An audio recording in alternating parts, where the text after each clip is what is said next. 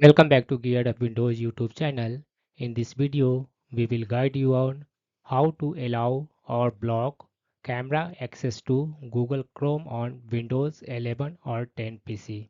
For this, first open Chrome browser on your Windows PC and then click on this one menu icon in the top right corner. In the drop down menu, select Settings. Then in the left sidebar, select this one option, Privacy and Security. On the right, scroll down to the bottom and click on Site Settings. Here under Permissions, click on this one Camera option. To allow camera, select this one option.